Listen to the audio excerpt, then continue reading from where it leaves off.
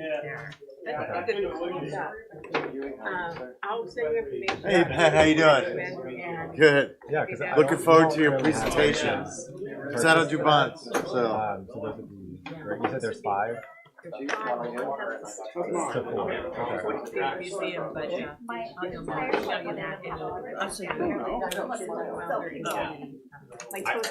Good job, Lauren. a long day already.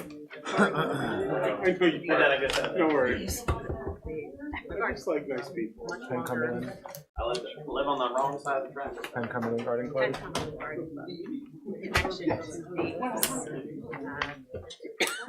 You did say you took after your dad. Yeah, we just got about 50 tools donated from that garden. Like How are you? shovels and rakes. It's nice to see you all yeah, dressed up. Yeah. Yeah.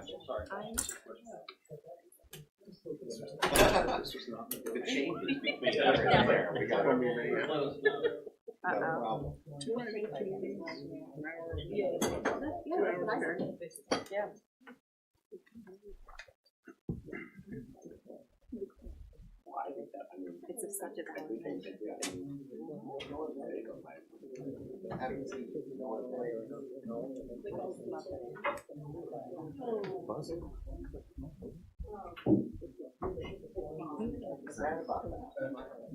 Very sensitive to the buzzing noises. Like, what? Well, I don't think they're on the. No, yep, I am. Yeah, they're not great. Oh, is it? For me,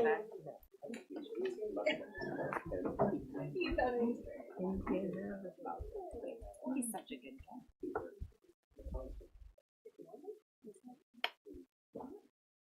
Let me guess, you're about to know right now. I could love it.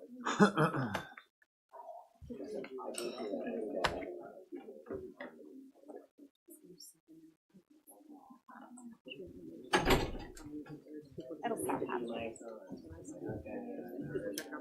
Yeah, I was nursing.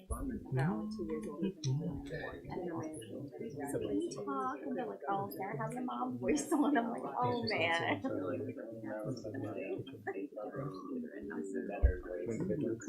But you just come to work on time. One of the big trash bags. She's so important. Important.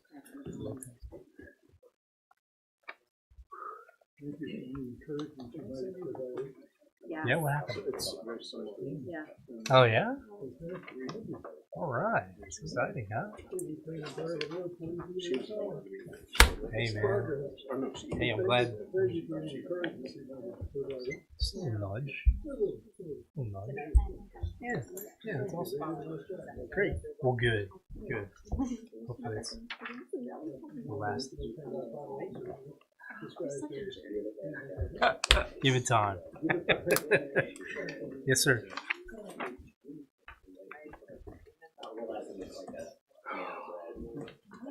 I didn't know. So we dropped the rug. Oh, there's no. That's the worst.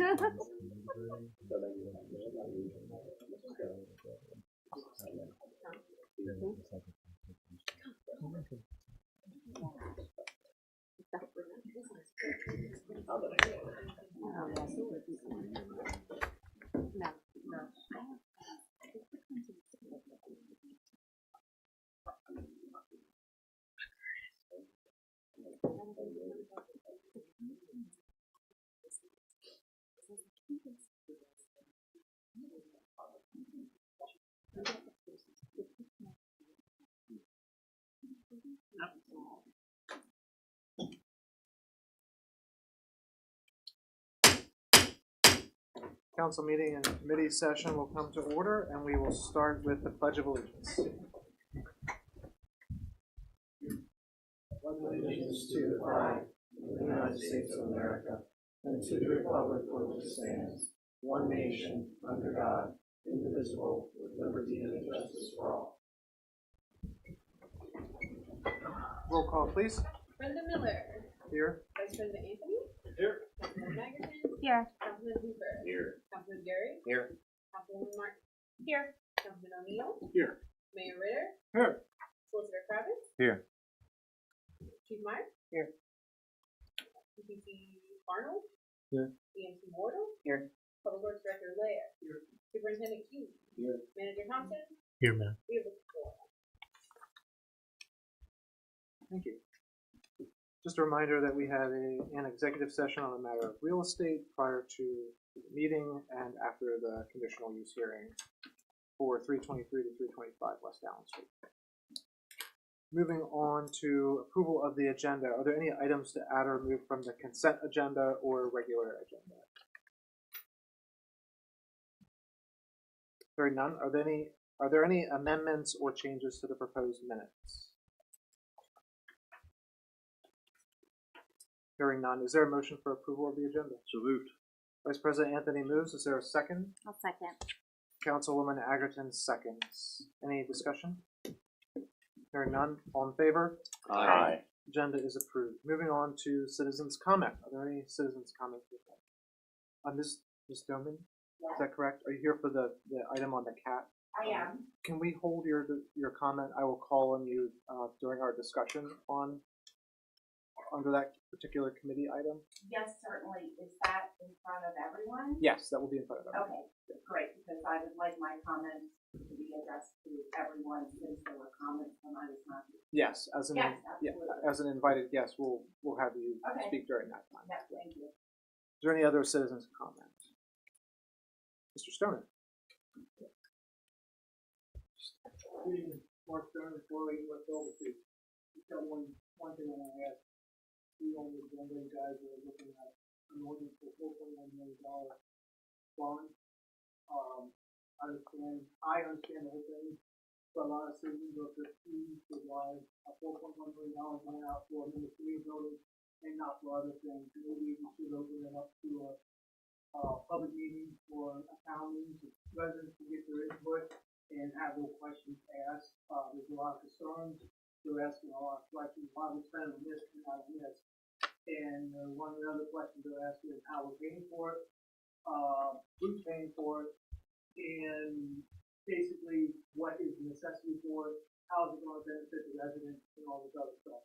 Just my suggestion maybe to open up to a public meeting, let the residents voice their concerns and their questions to you guys, so you guys have, not being blindsided by questions and residents and not saying, hey, why were we informed of this? Just, just my ear to the wall, hearing this kind of stuff. Thank you. Thank you, Mr. Stoner. Any other citizens' comments?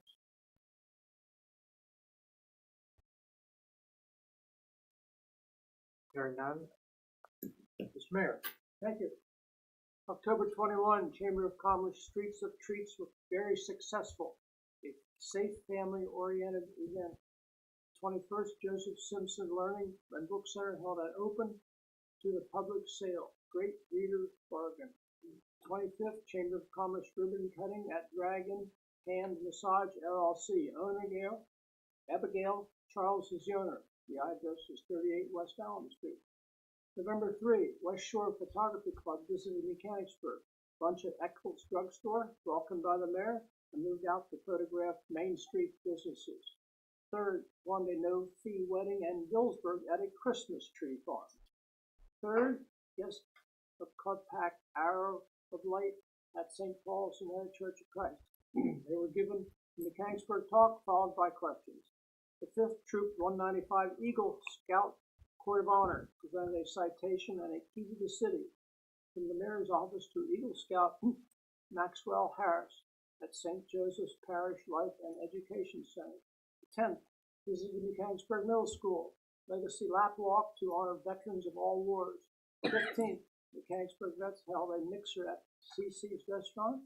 The 16th, Mechanicsburg Chamber mixer at Space Bar and Restaurant.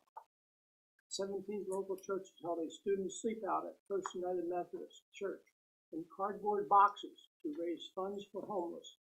Well lighted and safe. The 18th, a wonderful Christmas and toy display train at the Mechanicsburg Museum. Don't miss it, it's worth every minute. End of report. Thank you, Mr. Mayor. Moving on to the consent agenda, is there a motion to approve the items on the consent agenda? I'll make that motion. Councilwoman Martin makes a motion, is there a second? I'll second. Councilwoman Agerton seconds. Any discussion? Hearing none, all in favor? Aye. Any opposed? Consent agenda items are approved. Moving on to the regular agenda. Thank you, Mr. President. The first item, discussion and action to approve the conditional use application of American Legion Post 109 for office, small scale business at 323, 325 West Allen Street in the Old Town District, conditioned upon no exterior storage and limited to the use area outlined in the application drawings. So moved. Vice President Anthony moves, is there a second? Second. Councilman Bucher, or Councilman Burek seconds. Any discussion?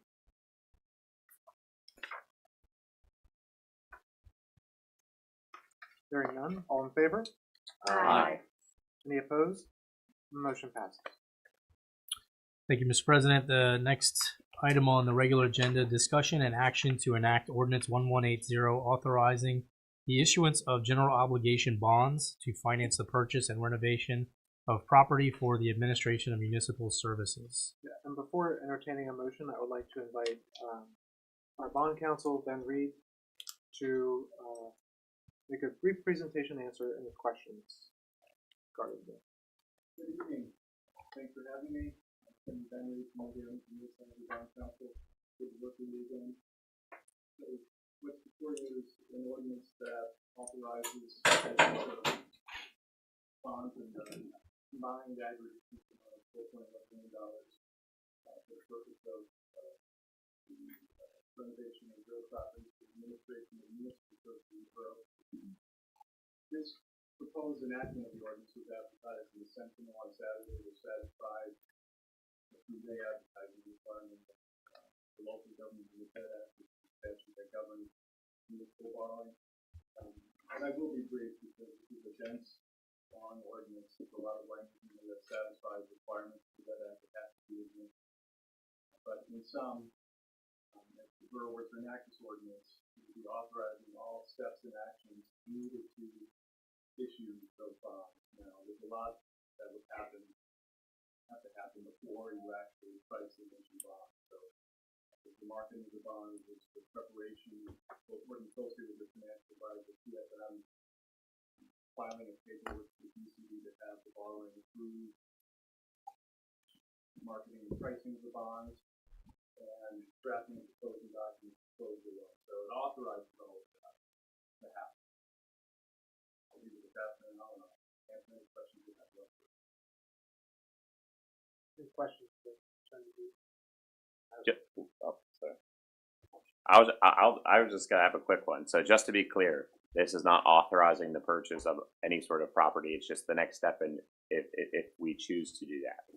That's correct. This ordinance does nothing, speaks nothing to a decision to purchase or do anything with property. It's authorizing the framework for issuing debt. In order to do that, that's the direction. Thank you. And Attorney Reed, you said that a lot has to happen before the bonds are issued.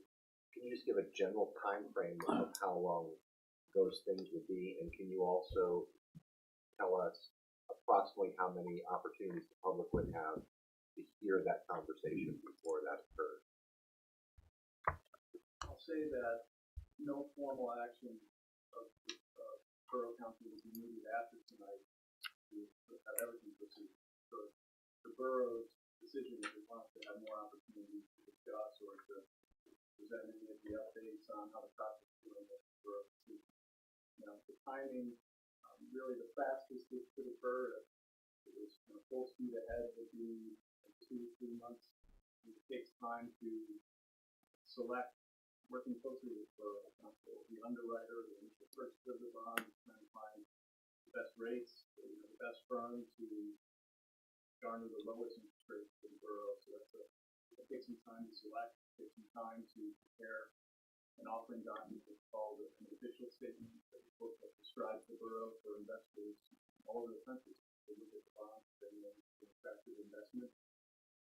And there's marketing of that, and then when working closely with PFM, when the interest rate market is right, when it's a good time to price the bonds, that's the moment, point in time in which the borough will be locking in the deal. So, again, 2 to 3 months fast as it could occur. It doesn't have to occur even in that.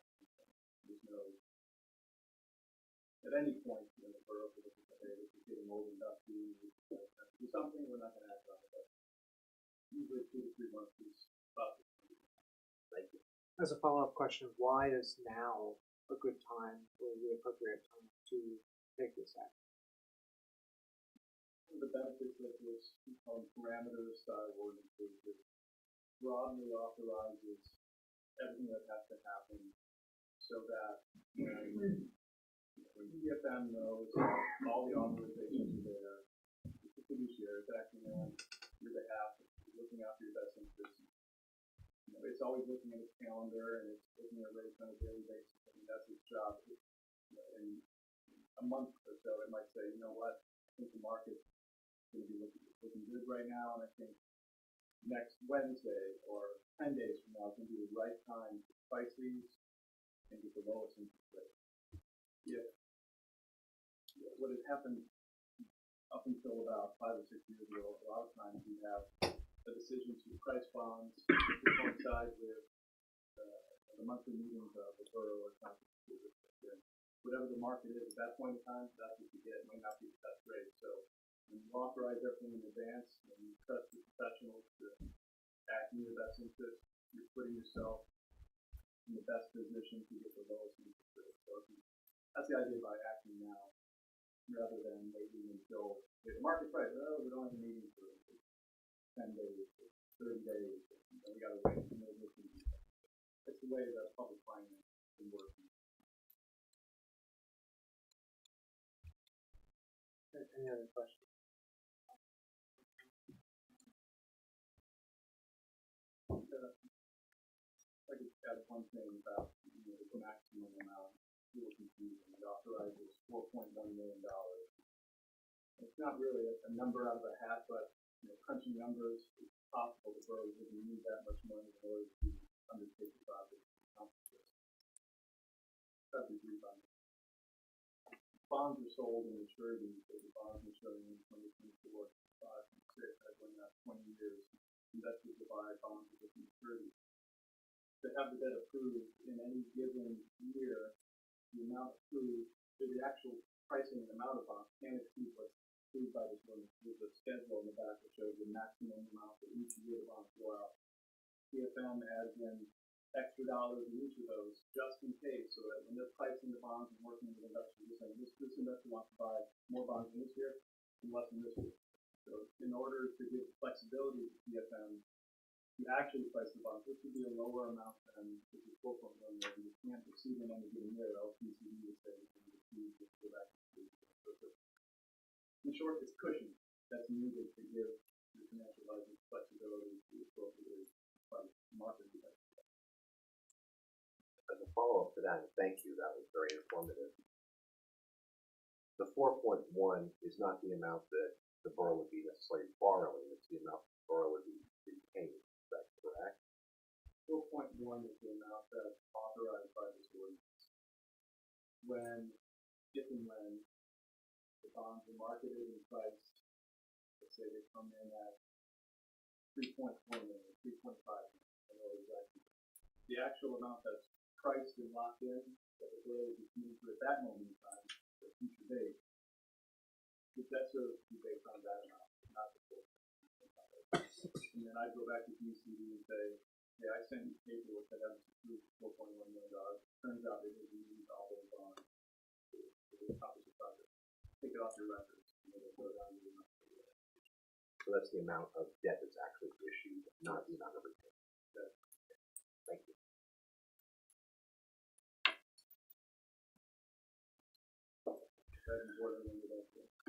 Sorry? Hope I haven't bored everyone to death. No, I was very informative. Yeah, no, that was very good. Thank you very much for that. Any other questions?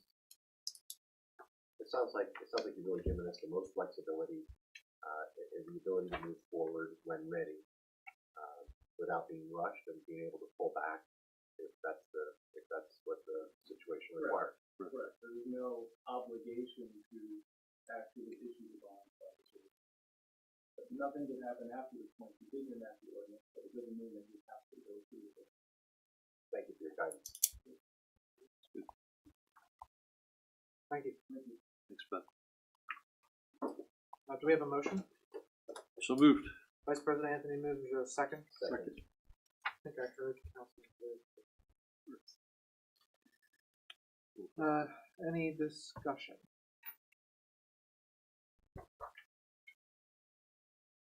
Mr. Reed cleared it up for us pretty well. Yes.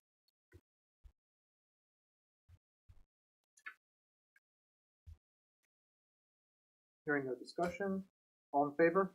Aye. Any opposed? Motion passes. Oh, I actually believe that's a roll call vote. That's an ordinance. Igersman, Yes. Anthony, Yes. Booker, Yes. Gary, Yes. Martin, Yes. Miller, Yes. O'Neill. Yes. Thank you. That concludes the regular agenda. Moving on to committee meetings, Borough Manager's report. Thank you, Mr. President. The manager's report is in your packets, and it's also available to the public.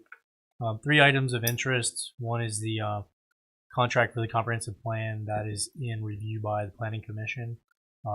It's on their agenda to make a recommendation to you out of their next meeting, and we'll look to bring that to you either December 5th or the second meeting in December for a recommended award. Same with the IT contract. We went from more than a dozen vendors down. We down selected to 4. Had a panel interview with those 4 vendors, and then I'll be putting together the recommendation for council for the 5th of December for you to review, and then we'll make the award after that. The third item is there's a breakdown in the manager's report about the PP&L light conversion project to what's remaining to complete there, and I'd encourage everybody to go take a look at that. I would note that the PP&L folks have identified our process for trouble reporting as their new statewide process for trouble reporting after conversion. So it has been very successful. They've enjoyed working that process, and they have so far corrected more than 75% of the issues that were reported. They have taken action to correct some sort of lighting scenario. So, and that's in the report as well. That's all I have. Do you want to give a brief update on the status of where we are with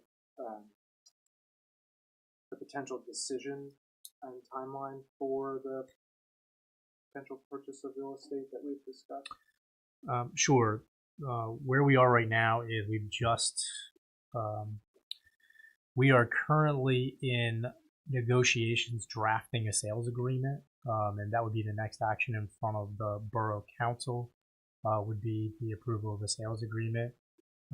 But we have gone through the appraisal process for the property, and then after the sales agreement is drafted and approved, then we'll go into a due diligence period, which is 60 days long, and that's the time for technical inspections and further discussion within council about the approval process.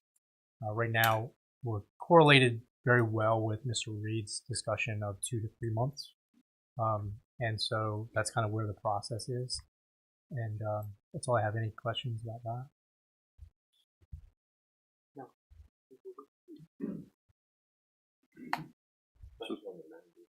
Sure. Mr. Manager, are you able to give us the name of the 4 IT companies that are in the position? No, I don't know if I am. So I can check and then I'll get back to you.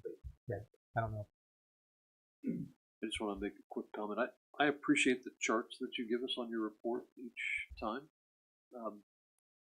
You've been in your role now for not quite a year. Are you finding any value or any kind of trends from these charts that you're?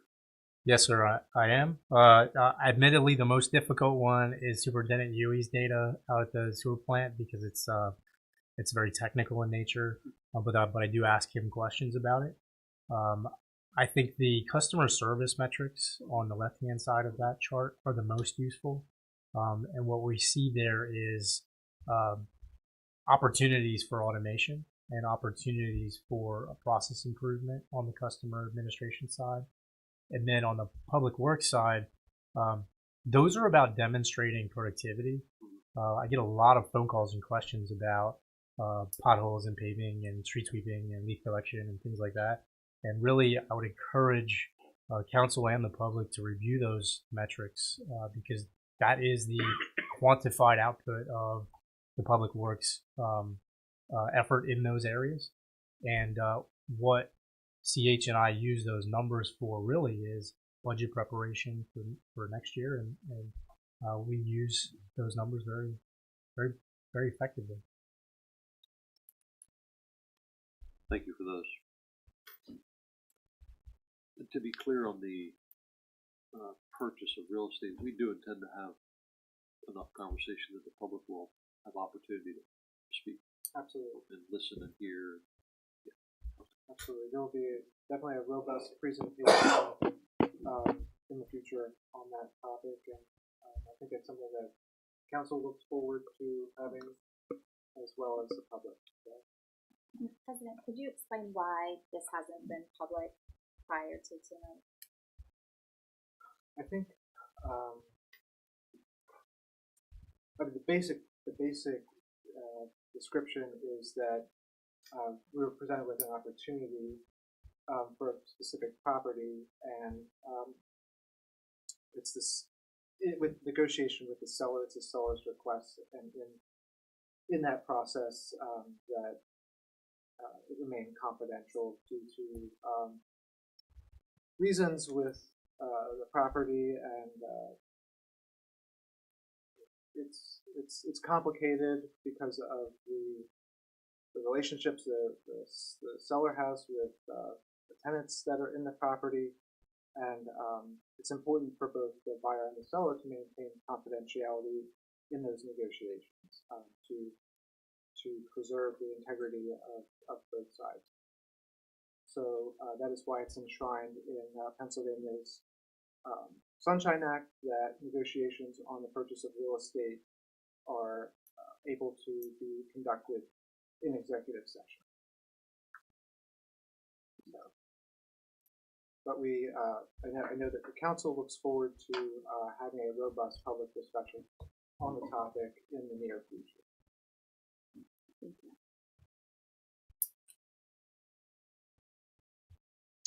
Any other questions?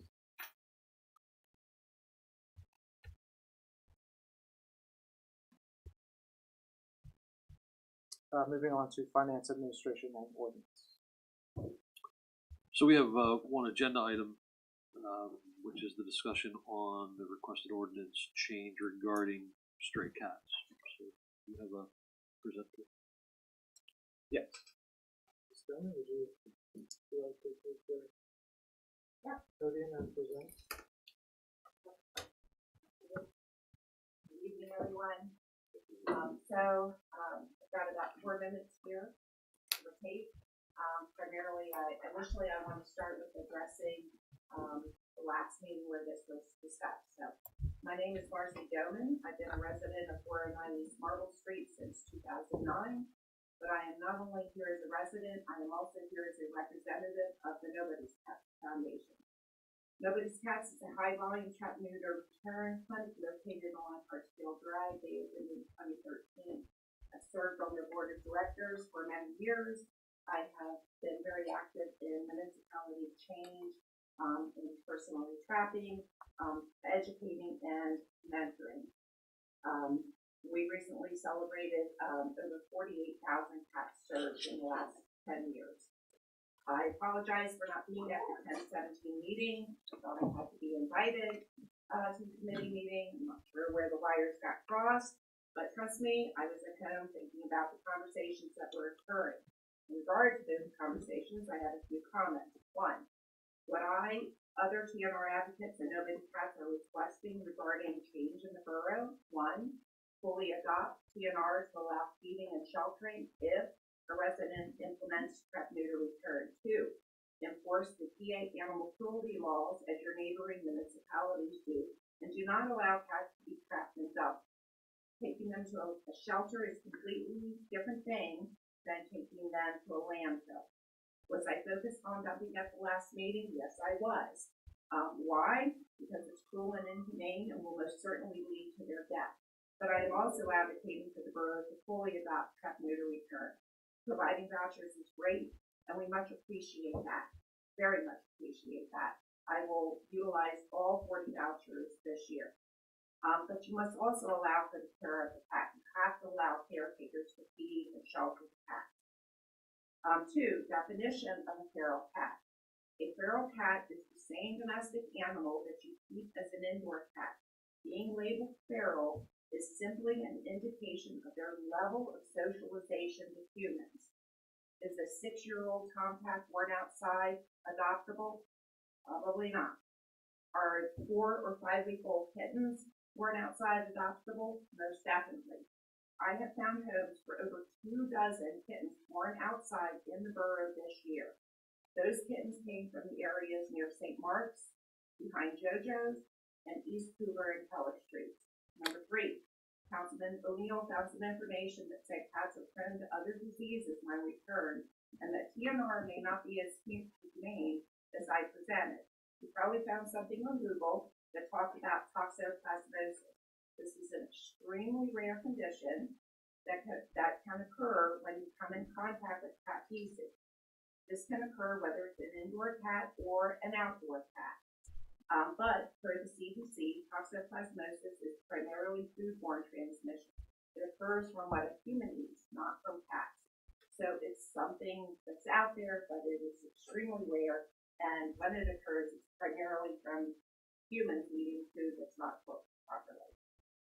TNR is in fact the most humane way of managing stray cat populations and is supported by scientific evidence and endorsed by many respected bodies, including National Animal Control Association, Humane Society of the United States, the ASPCA, American Association of Feline Practitioners, American Animal Hospital Association, Association of Shelter Veterinarians, Alley Cat Allies, PetSmart Charities, to name a few. I'm sure this puts me at the 3-minute mark or more. So I have 2 significant borough case studies for your consideration. One, my house. When I moved in 2009, the first couple of years, I first found out about trap neuter return because there was cats and kittens in my backyard. It's like, what's going on? So for the first couple of years, I learned about TNR and I was trap neutering and returning 6, 8 or more cats per year. As time went on, it got to the point where I thought, okay, well, I'm going to see at least 2, maybe 4 cats come March, April, and spring. Now, in the last 4 years, I've had 2 cats in the last 4 years. So it works. Second, if you trap neuter return, once you get to about 85% of trap neuter return for your colony, which is what they call a group of cats, the colony population starts to decrease. So it shows that it works. The second case study I have is from right around the corner here on Portland and North Market. I TNR'd 20 plus, 30 plus cats from there. And it between October, November, and December of last year. And I talked to the residents that I did that TNR work for. They've not seen any kittens this year, no new litters. And I said, how many litters would you have seen? They're like, oh, 3, 4, 5, who knows? And as I said before, a female cat can have up to 3 litters of up to 8 kittens per year. So those are just 2 local examples that shows that it works. So I took a map of the borough and I marked, which you can't see here, but I marked everywhere that the cats have been tracked. And I marked made two different notations. Cats that have been done before I started to work through Nobody's Cats, and then cats that I have done. So it's primarily like downtown. So that's where most of the issues are occurring, but it's throughout. It's really throughout the borough. So I have used to date 28 of your vouchers. Thank you very much. I do intend to use all 40 of them come December 31st. And to note, I just want you to know that between October 2022 and January 2023, when you started the program, I did, and through my personal fundraising efforts, TNR 28 packs. So right before you started your voucher program, I did 28 packs. And since then, I have done another 28, and I will get a total of 40 by the end of the year. So I think where the confusion came in last time is that I was really focused on the fact that the police department had allowed cats that had been DNR'd to be trapped by a neighbor and then taken to a landfill and dumped. And that's just, it's a death sentence.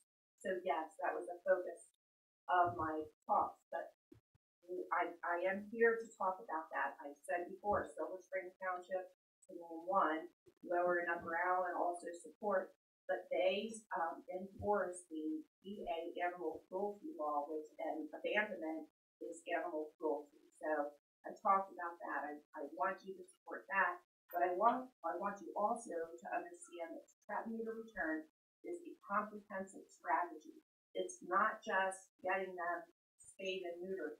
It's also allowing the caretakers to feed and shelter these animals.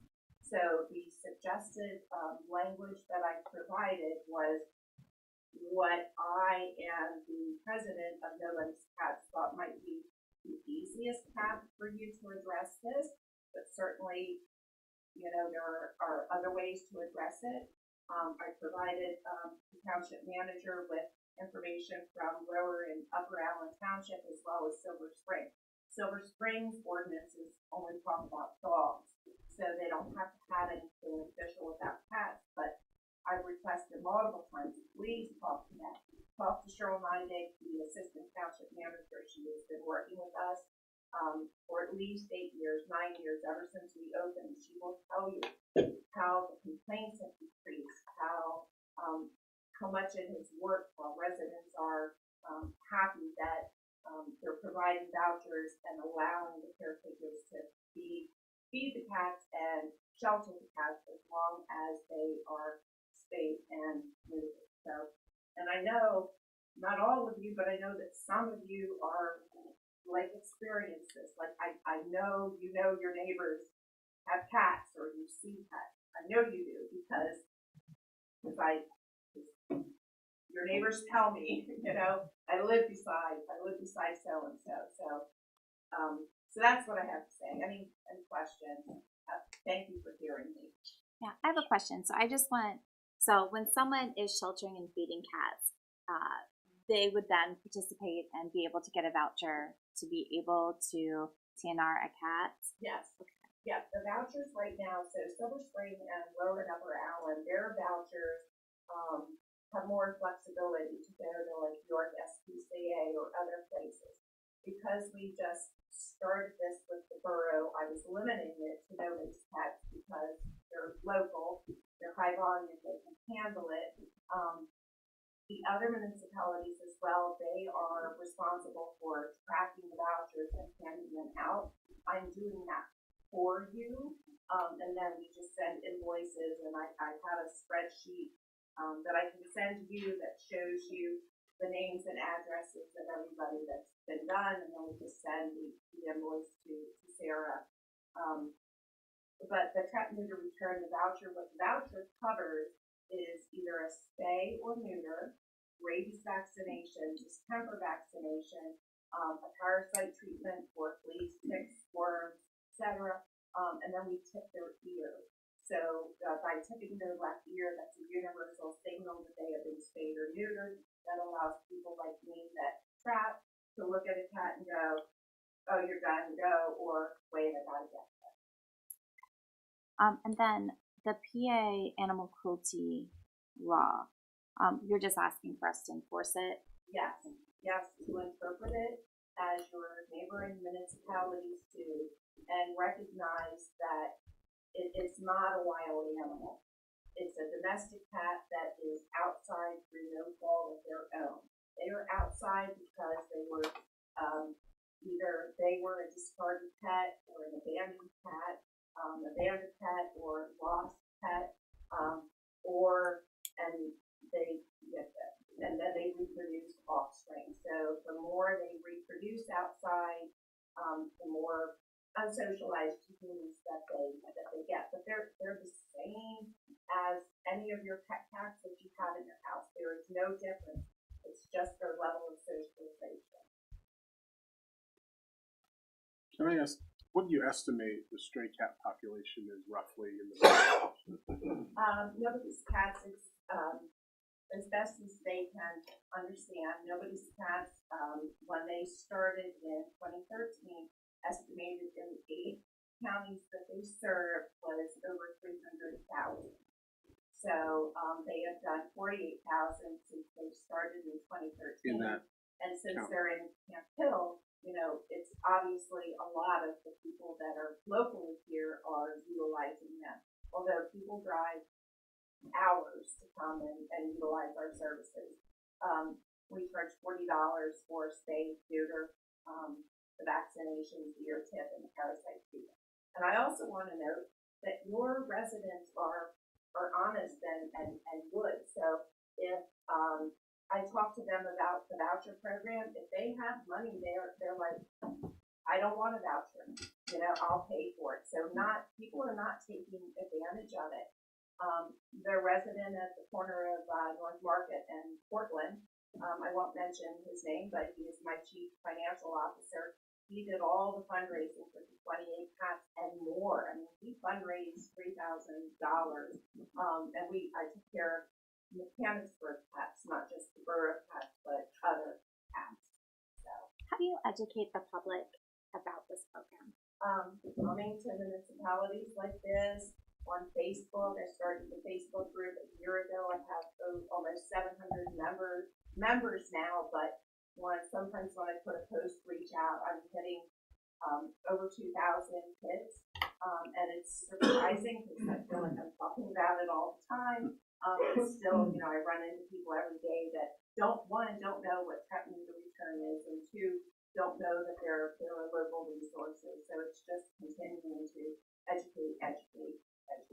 So if municipalities don't have a program like this, what do you see happening to the cat population? It's going to double, triple, quickly. So you're on the corner of North Market in Portland. There was a mother cat that had 3 kittens.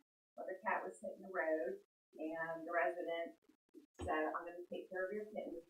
Can't believe you died. I'm heartbroken, but you gotta take care of your 3 kittens."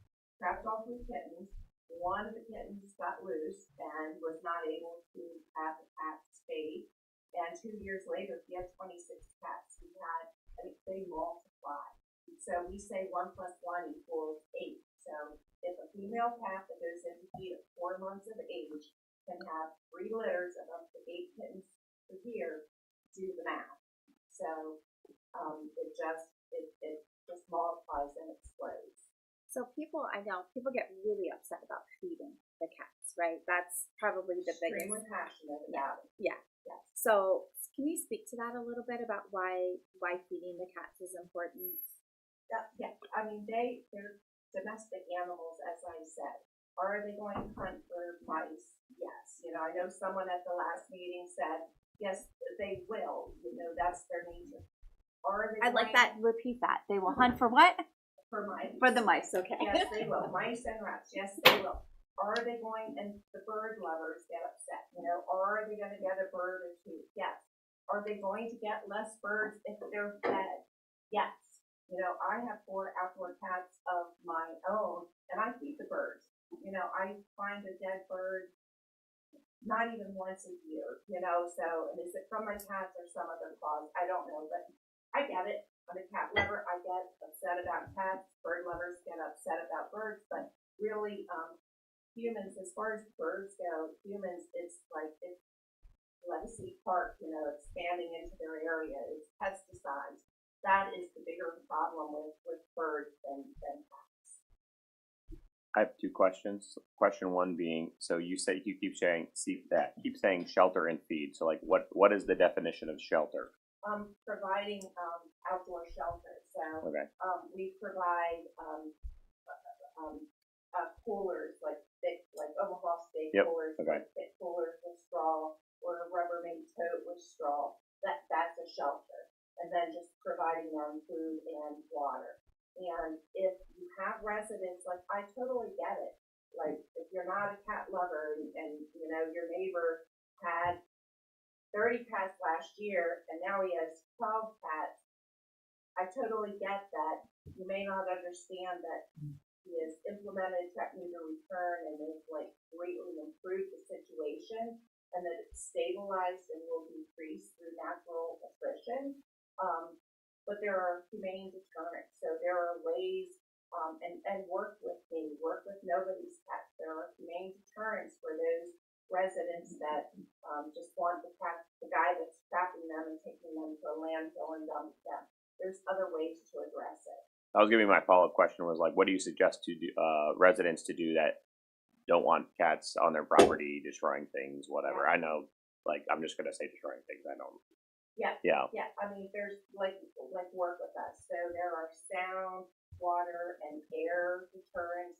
We loan those out. You know, it's like a motion sensor thing that'll like shoot air when they cross over. So there's different things that we can try to deter the cats from going on to another property. And then mainly educating. You know, if you have a couple of cats, by allowing and not, you know, calling the police and complaining and allowing the police to have the animals trapped and then dumped, educating and understanding that it's going to stabilize and then decrease through natural attrition. What's the long-term goal of TNR overall? Obviously to reduce, but how do you measure that? How do you quantify that? Because I asked earlier about how many cats you think are in the borough. Mm-hmm. So have you gotten that far? And by the way, I appreciate your passion for this. I'm just really trying to understand because it's important. We're spending taxpayer dollars, and I just want to better understand. So thank you. Yeah, no, thank you. The goal is, I mean, with trap neuter, if you stop the kittens from being born, the adult cats will die of old age, predators being hit by cars, but just stop the kittens from being born. So I have spent my day 2 doors down from St. Mark's, trying to get 2 young kittens that are reported out there in the rain. I'm working with a friend now. We've gotten to know each other on West Hoover Street. Found just a 2 or 3 week old kitten dead on the road. Found another sibling in his engine, came out to jump in his car, and the kitten's just crying. That's the long-term goal, is just stop the kittens. Just if you do TNR, it's the long-term goal is education, because there are so many people out there that care about these animals and feed them, but they don't do anything about trap neuter return, because they think, well, how do I trap them? How do I catch them? They think it's impossible. They don't know that it can be done. And 2, if they think they can get them and they have to take them to their local vet, it's going to be $200-300 per cat to have them taken care of. You can take them to the York SPCA and they will do them for $20. So it's really education so that you can stop the population growth. Thank you. One other question. So my guess, and I could be completely wrong, that some of my neighbors in my neighborhood may release some of their domestic cats at night, and they come back in. So do they contribute to the problem? How do you manage that? It's difficult if they're not spayed or neutered, then they absolutely contribute to the problem. There was, so it's education, there was a big black and white tomcat local here, and I was aware of him in January, and I said, I'm gonna come and get him. They're like, no, we don't want you to do that. And then a month ago, big black and white tomcat, just across the alley, there were 5 black and white kittens. I'm like, I'm back. Look what I found across the alley. Can I please get this cat? And, they're like, oh, he's too old. The anesthesia's going to kill him. I'm like, well, I'm going to kill you if you don't let me get him spayed and neutered. So they're like, okay, we'll do it. So Chief, she didn't mean that. Yeah.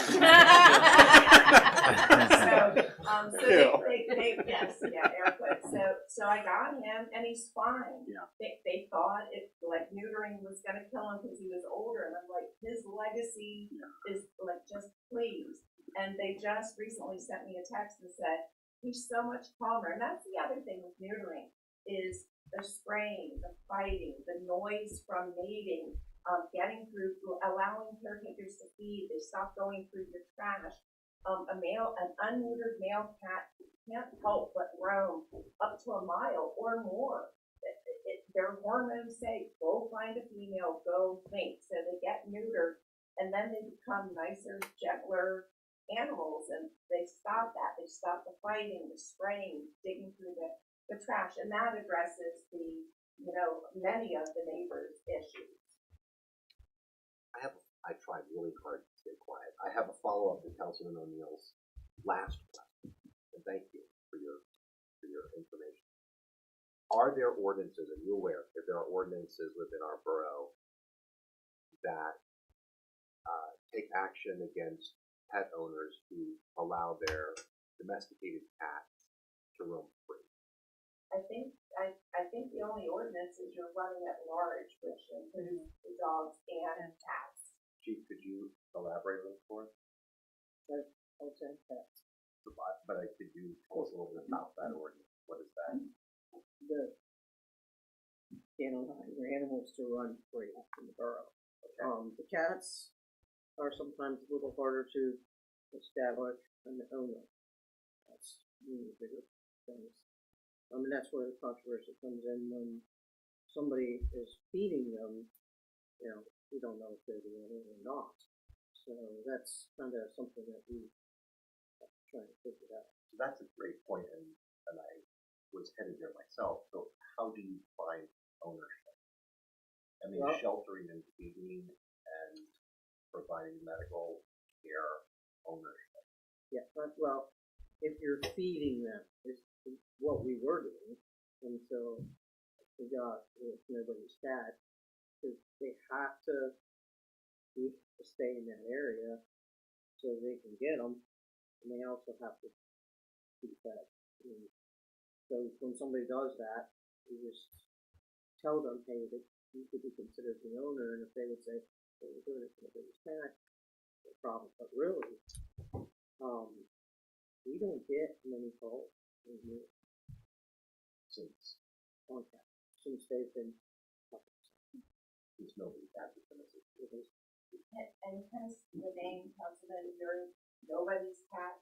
So on here, North Market in Portland, which was my first project, there are 1, 2, 3, 4 neighbors, in that little area that are feeding cats. So whose cats are they? Nobody's. So if someone were feeding the cat and not participating in the trap neuter return portion of that program, it's likely they would be told that they could be considered an owner, and then we would try to make sure that nobody's cat has an idea that there are some around at an address wherever. So now that nobody's cat is helping us, the same thing that I heard from other townships when I started asking them about what do you do with cats? Nobody's cat, we never have to do it. So at some point we'll get to that. And Chief, just a follow-up, thank you for that. Yes, since Borough Council really can't direct police activity, obviously, that's not within the purview of Borough Council. Is there, I'm just curious, is there enforcement with pet cruelty? And I know there are challenges to doing that. I mean, can you just educate us a little bit on that? Well, we've done it with dogs, but I don't believe there's any been done with cats. I know where she's talking about, and I think education is also appropriate for my guys as to what's going on, because it's not a whole lot different from Fine Toby that goes out and looks for lost dogs. They'll put a food station out with a camera, and the dogs will come there and take a picture. So they're putting food out, but I don't find it any different from the residents putting food out in order to have them do it. Get it. Thank you.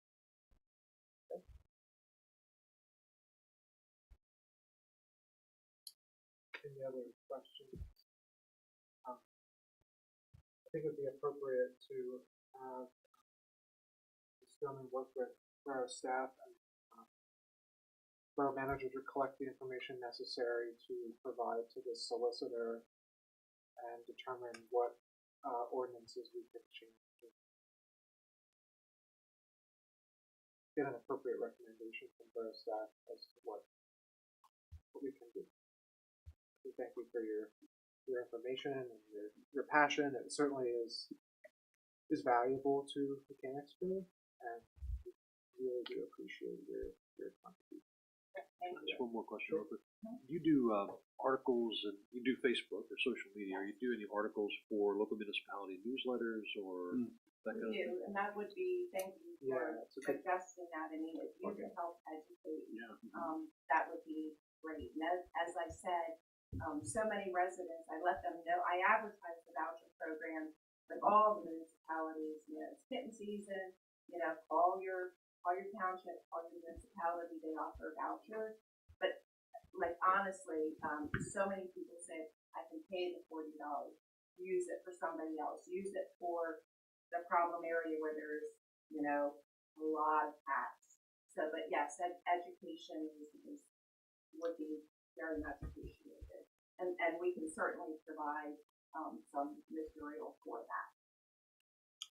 Just as an aside, the Humane Society of Harrisburg area does not, let me use that nasty word, does not take care of cats. They don't do any of that.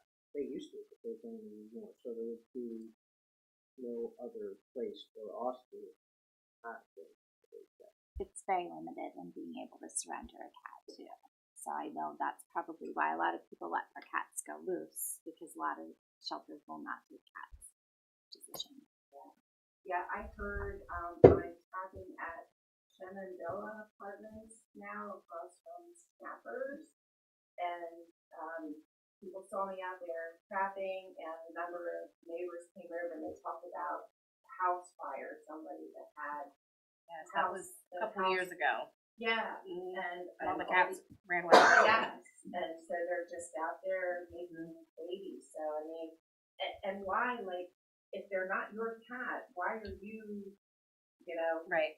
It's hard enough to get somebody to get invested their time to go out and trap them. I mean, trapping cats, it sounds crazy, you know. So to go and do, people just don't know. But like, if they know that there's resources to help them trap them.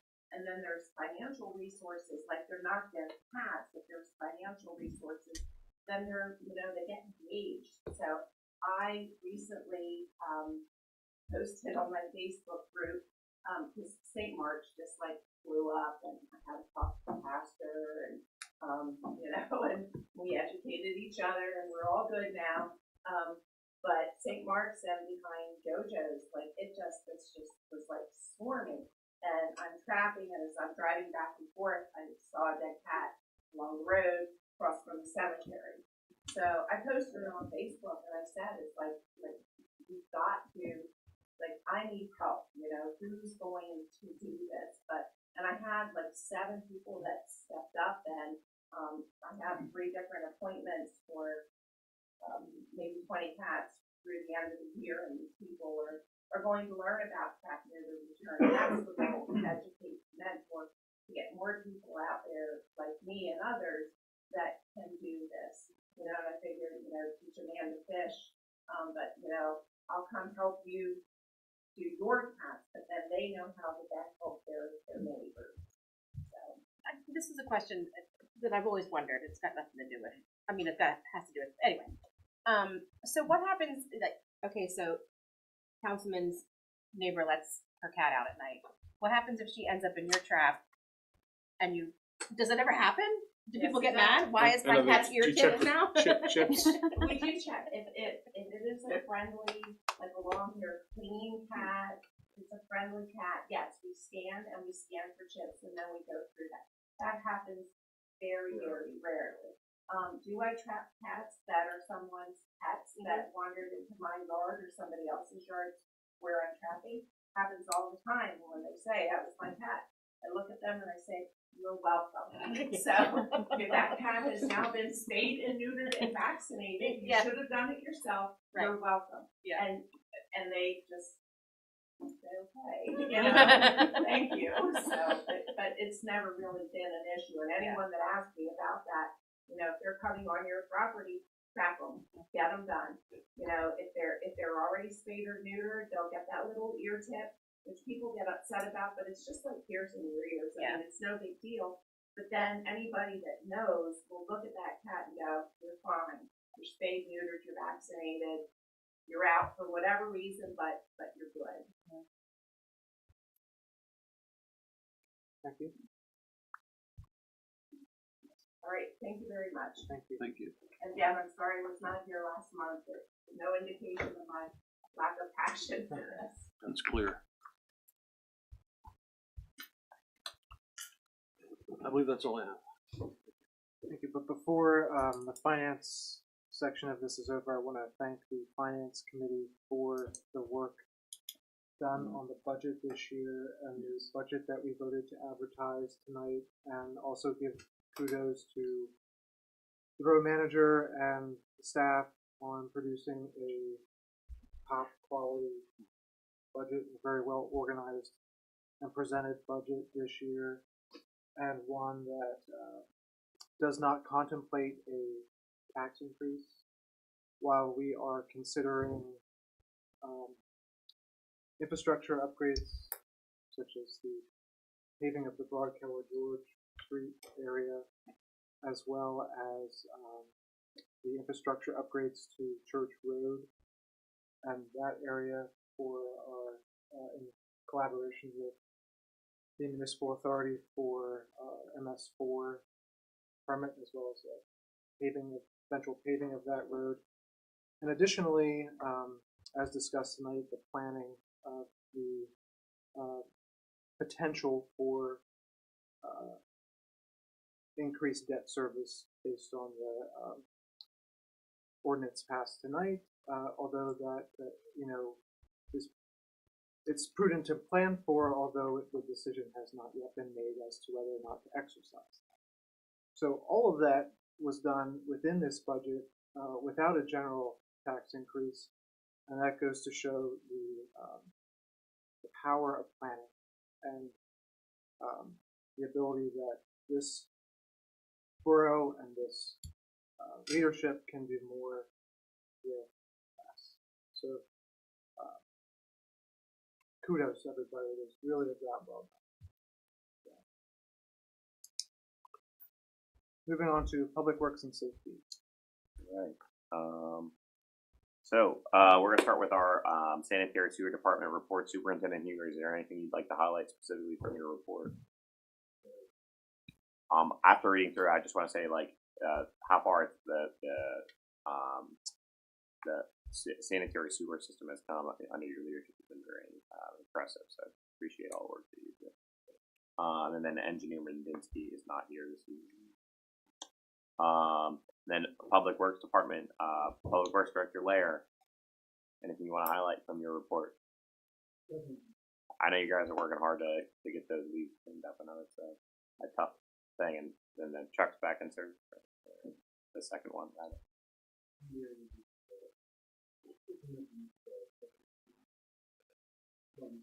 Super. Awesome. Engineer goals. We'll move on. Public Safety Department reports. Police chief. Anything you want to highlight from the report? What was in, it was not in my report, but, Officer Brady and Officer Dodge just about ready to be released from, field training and be able to make. Super. That's great. Yeah, he's not here. And then MC Ward, we'll slide right into your report, highlighting report, and then the discussion on the borough hazardous materials transportation incident exercise and next steps. Sure, thank you.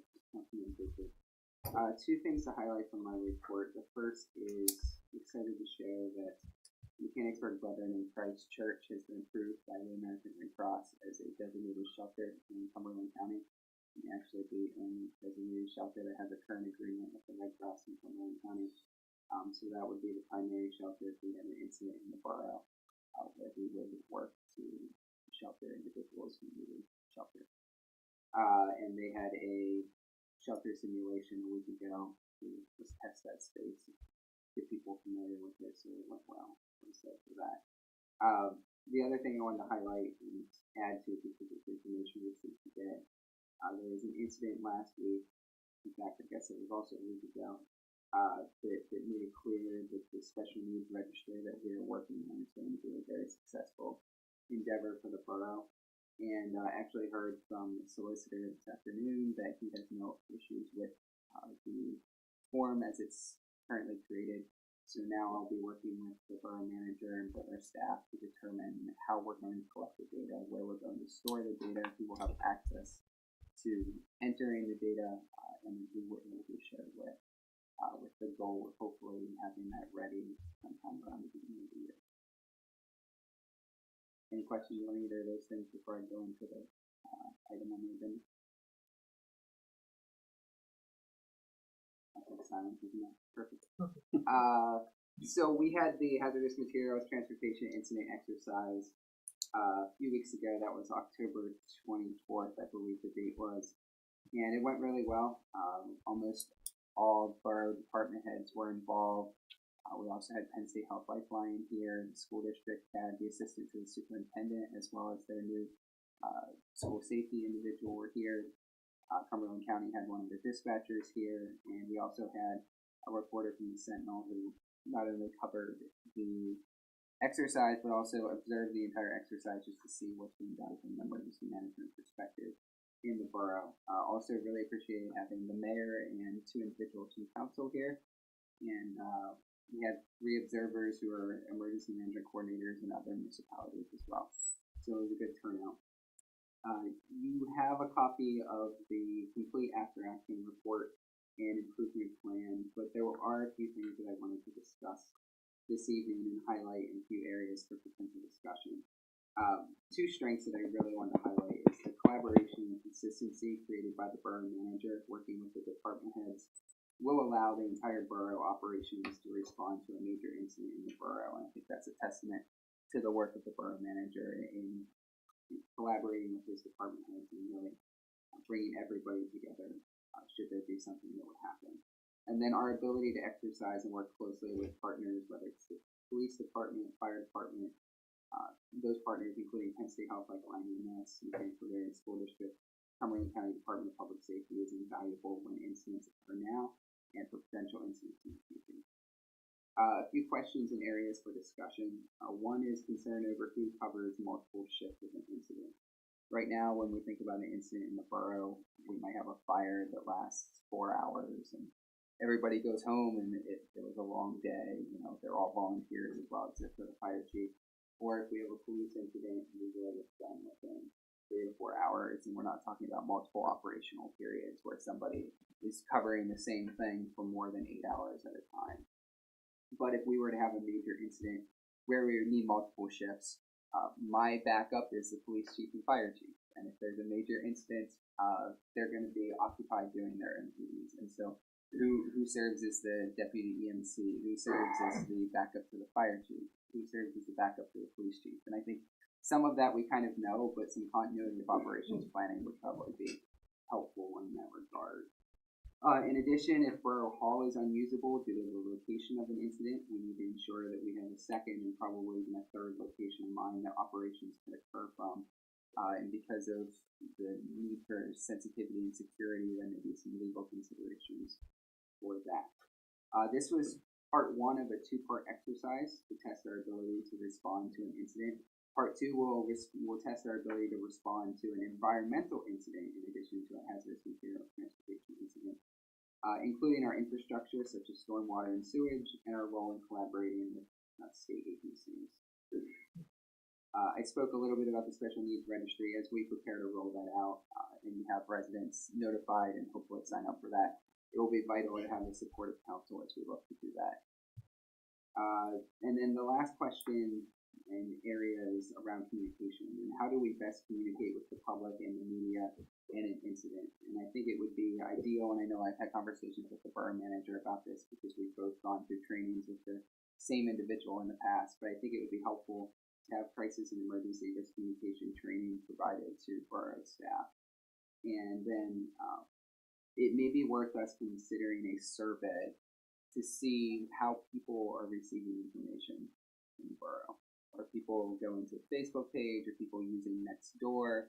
What method are people using Code Red, which I think is what we're endorsing, but if people aren't using that, we want to make sure that we're messaging them in a way that's going to be able to reach them.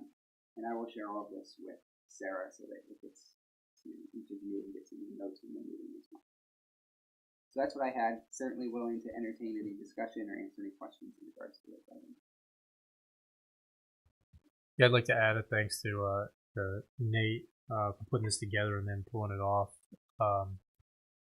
Really, kind of like I said when we started planning this event, the scenario details can change, but a lot of the preparation and terminology and relationships that we talked about in the exercise would be the same. And so repetition is important.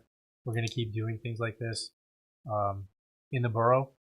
So that the staff becomes familiar with terminology, with timing, with the feeling of an emergency, so that when, in fact, something like that does happen, we have an effective and coordinated response in that we can look back on this and say that it was exactly this type of planning that prepared us to react appropriately.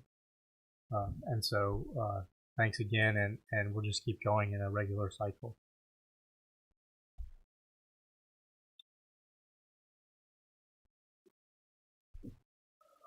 Nothing else? Nope. Ms. Cohen, community outreach, Councilman O'Neill. So I don't have anything per se for the committee. President Anthony, anything for school board report? The school board at its last meeting announced that they had a health and safety plan check and they passed with flying colors. They interviewed 2 people to replace the vacancy, and Mr. Rick Bradley was appointed for Area 1, and they voted on every year they have a vote on Act 1, which basically says that they're not going to raise taxes more than the mandated. And this year, 6.5% would be the most that they would raise school taxes. That number is a lot higher than it is in past years, mostly because of inflation. So that doesn't mean they have to. It just means that the administration has agreed not to raise it above that number if they raise it at all. That's all I have. Thank you. That's all. Okay. Community and economic development. Thank you. Councilor Anthony, do you have anything for loan review? Not currently, but we do have one bubbling. And we'll keep it bubbling. Downtown Further Services Manager, Ms. Yer.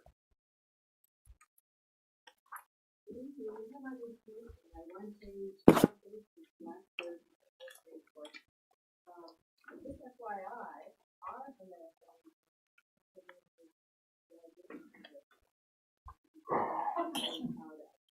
on the addendum, you'll see that the Christmas Miracle Battery Warehouse is open. Yes. Mr. K bought that property in December 2016, so it's been just short of 7 years. You know, the Corey Leister rents it back to units there with current business expired by you. Tuesday, I am meeting with a private lender for the restaurant and brewery project in Railroad Glass. That's the top of the corner of North Railroad Avenue and West Strawberry Alley. We're bringing that to the Borough, one TV panel for consideration, and to the county commissioners. That meeting will be no later than December 15th. I met with Kay Joe, who owns Skybridge Barber Shop at 12 North Market Street. He's a business, business, but separation from the meal. He raised that one to us. You may have noticed the big job,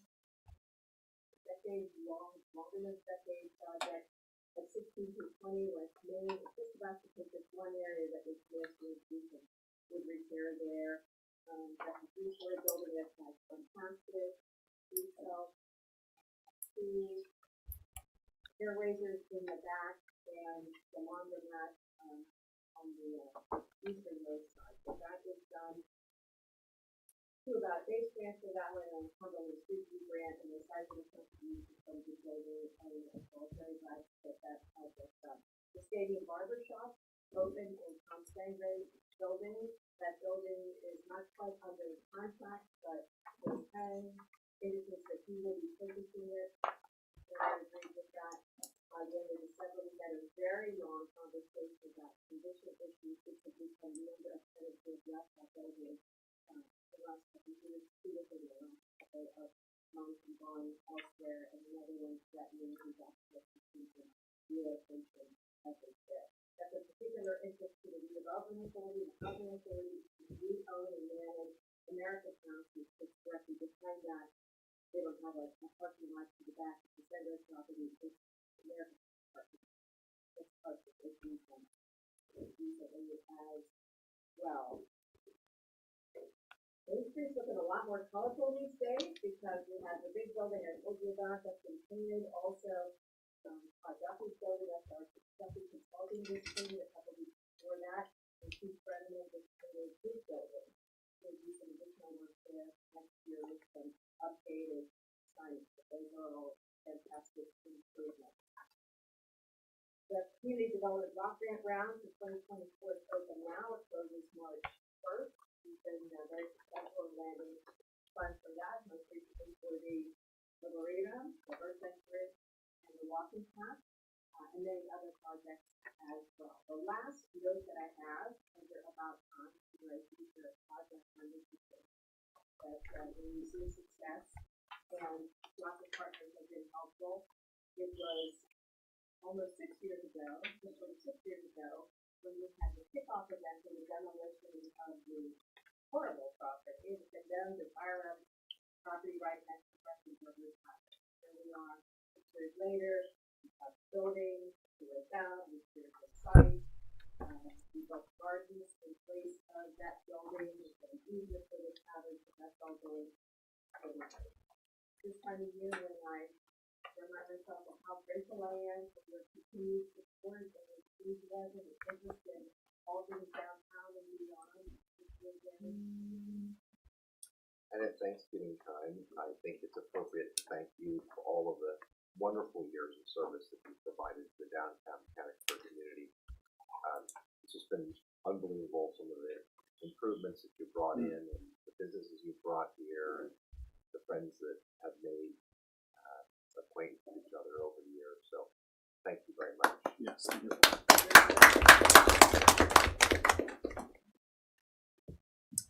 Planning Commission report, I have nothing to add other than today's action taken by council. Hard liaison report, Councilman Atkinson. Yeah, they recently had a retreat. They're working on their strategic plan for next year, so they're reviewing all of their events and refocusing There'll be a little restructuring with the new year, and they continue recruiting new members. So it's an exciting time for the Harb.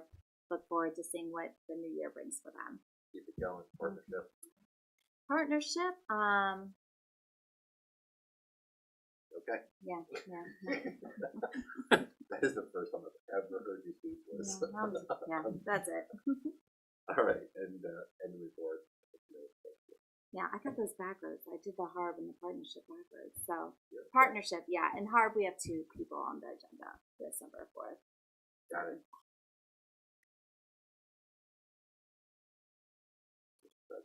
Thank you. Property Parks and Recreation Councilwoman Glenn. The rec board sits idle at the moment while we try to recruit some members. We are down to only 3 members at this point, so not enough to even have a quorum. Shade Tree and EAC. Councilman Booker. Yep, I'm gonna turn the floor over to the Environmental Programs Coordinator, Arnold, and there's also a piece of correspondence from the Big Three and the EAC this evening that was in the packets. Sure. So EAC, we discussed a little more about the Trees for All project. Finally received correspondence from our pass-through awardee, American Forests. So that was exciting to hear. We're planning for a meeting in January to discuss financial agreements and get things started. Looking still at March for a start time for that project. We discussed the upcoming bid process for refuse and recycling. We plan to go for bid in that next summer for the 2025 refuse and recycling contract. And then we had a little bit of discussion on light pollution and potential outreach opportunities. Mark plans to have another night sky program in December, so keep an eye out for that. That'll be a lot of fun. Shade Tree, we received 50 garden tools from the Ames Community Garden. Shovels, rakes, hand tools, wheelbarrows. That'll both help to support the community gardens, but also tree plantings in the borough. And we had 20 trees planted in the last 2 weeks ago, I believe, in Finkenbein at Memorial Park. They look great. The rain today was great for them, so that's super fun. And we had a massive volunteer turnout for that event. We had about 30 people show up, and we planted 11 trees in like an hour and a half. So it was very exciting. And at both EAC and Shade Tree, we had Jane Drake from the Renaissance Mechanicsburg. She touched on the Center Square project. And as Councilman Bucher mentioned, Shade Tree and EAC submitted correspondence in response to some of those project elements, recommending some alternatives to the trees at 1 West Main. And their request is for council to show support in those recommendations. Thank you. On top of that, is there anything you guys would like to say? Or thank you. And then, so that's then. Is there any questions? I just want to thank Borough Manager Thompson for the purchase and everybody that came to the placement, the grand opening of the playground equipment at Finkenbein and Memorial. So great to have fresh new equipment. That's So great. thank you for that. That's all. Personnel Committee. I have nothing to report. There you go. Thank you. Citizens comment. Mr. Trace. I got one thing. The report, the committee report, the wastewater, they are not online. Probably on committee to download and bond it. And then I listed on here as far as We'll make sure that's correct. Thank you. Yeah, we will make sure that's correct.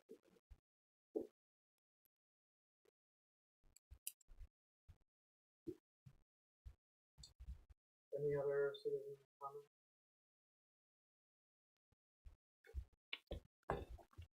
Seeing none, other business.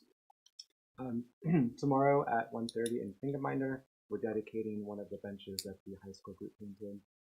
So they'll be there to screw in the plaque and dedicate the bench.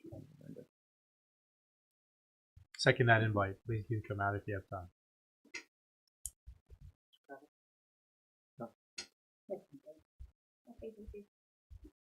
Stole my thunder. Finance Committee, thank you. Thank you, Council, for the hard work you did to make sure that you were well informed with the budgetary process. And thank you, staff, for making us so well prepared. It was a fabulous process this year. Appreciate it. And happy Thanksgiving. Sadler will be opening their doors December 1st. They'll be doing a ribbon cutting. So there's my thing for tonight. So I'll be sending out invitations to Borough Council to attend, but we're looking forward to having that resource open their doors in our community. I have nothing. I have nothing. Nothing, thank you. Thank you. Happy Thanksgiving. We're adjourned to an executive